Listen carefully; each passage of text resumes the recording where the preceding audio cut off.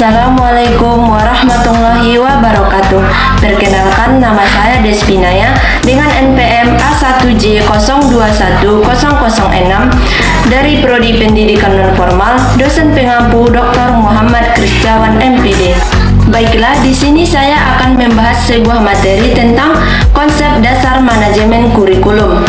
Kurikulum merupakan salah satu komponen yang memiliki peran strategis dalam sistem pendidikan.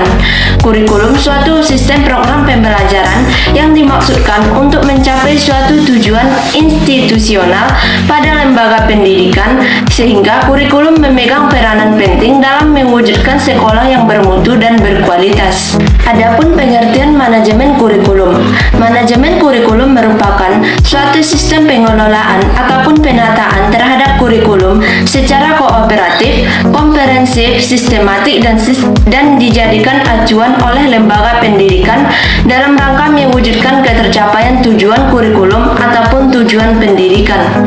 Ruang lingkup manajemen kurikulum. Manajemen kurikulum merupakan bagian integral dari kurikulum tingkat satuan pendidikan dan berbasis sekolah. Lingkup manajemen kurikulum adalah perencanaan, pengorganisasian, dan pengevaluasian. Manajemen kurikulum merupakan bagian integral dari kurikulum tingkat satuan pendidikan atau KTSP dan manajemen berbasis sekolah atau disebut dengan MBS. Adapun prinsip dan fungsi manajemen kurikulum. Yang pertama, prinsip kurikulum menurut Sanjaya. Agar kurikulum dapat berfungsi sebagai pedoman, maka ada sejumlah prinsip dalam proses fungsi. Yang kedua, fungsi manajemen kurikulum menurut Rusman.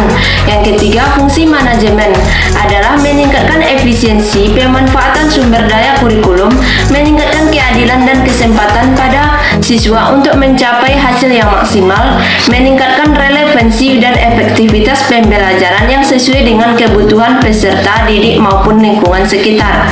Yang keempat, meningkatkan efektivitas kerja guru maupun siswa. Yang kelima, meningkatkan partisipasi masyarakat dalam pengembangan kurikulum. Adapun komponen kurikulum, mengingat bahwa fungsi kurikulum dalam fungsi pendidikan adalah sebagai alat untuk mencapai suatu tujuan pendidikan yang tentunya sebagai alat perlu memiliki penunjang-penunjang lainnya. Bagian-bagian penunjang tersebut sebagai komponen yang saling berkaitan berintegrasi dalam upaya pencapaian tujuan. Perencanaan kurikulum. Yang pertama, pengertian perencanaan kurikulum. Perencanaan kesempatan-kesempatan belajar yang dimaksudkan untuk membina siswa ke arah perubahan tingkah laku yang diinginkan dan menilai sampai mana perubahan-perubahan yang telah terjadi pada diri siswa. Sedangkan menurut Hamalik, perencanaan kurikulum merupakan suatu proses sosial yang kompleks yang menuntut berbagai jenis dan tingkat pembuatan keputusan. Yang di dalam perencanaan kurikulum minimal ada 5 hal yang memengaruhi perencanaan dan pembuatan keputusan, yaitu terdapat filosofi, konten atau materi, manajemen pembelajaran, pelatihan guru, dan sistem pembelajaran. Adapun model implementasi kurikulum, yang menggolongkan model implementasi kurikulum menjadi 3 bagian. Yang pertama, the Congress-Based Adaptation Model, yang merupakan sebuah model yang dilakukan dengan mengidentifikasi tingkat kepedulian guru terhadap sebuah inovasi kurikulum. Yang kedua, model Lead-Hold, yang ini memfokuskan pada guru yang berasumsi setiap guru mempunyai kesiapan yang berbeda. Implementasi merupakan proses timbal balik, pertumbuhan dan perkembangan dimungkinkan adanya tahap individu untuk diidentifikasi. Yang ketiga, model teori yang mengunggah masyarakat untuk mengadaan perubahan, dan model ini diharapkan untuk minat guru memanfaatkan perubahan yang terjadi. Pembahasan selanjutnya mengenai tentang evaluasi kurikulum.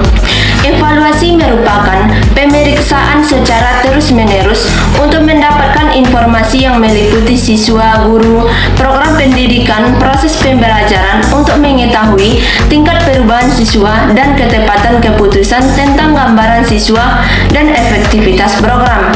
Adapun yang dievaluasi sebagai berikut. Yang pertama, proses analisis kebutuhan dan kelayakan. Yang kedua, proses perencanaan dan pengembangan. Yang ketiga, proses implementasi atau pelaksanaan. Yang keempat, proses evaluasi kurikulum. Dan yang terakhir yaitu proses perbaikan kurikulum. Evaluasi kurikulum dilakukan dengan evaluasi sumatif.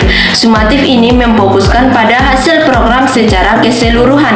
Adapun evaluasi sumatif yang terdiri atas dari dua pendekatan. Yang pertama yaitu pendekatan sistem tertutup. Pada evaluasi sumatif tertutup berasal dari sekolah ataupun sistem sekolah. Yang kedua, pendekatan sistem terobosan. Dalam sistem terobosan ini memiliki tujuan evaluasi kurikulum untuk mengadakan perbandingan program yang ada dibandingkan dengan seperangkat tujuan baru yang didukung oleh kelompok orang tua, atau program yang ada dibandingkan dengan program lain yang dipertimbangkan untuk pengadopsian di sekolah. Baiklah, itu dia presentasi dari saya. Lebih dan kurang saya mohon maaf. Kepada Allah saya mohon ampun. Saya akhiri, wabillahi taufiq wal hidayah. Wassalamualaikum warahmatullahi wabarakatuh. Terima kasih.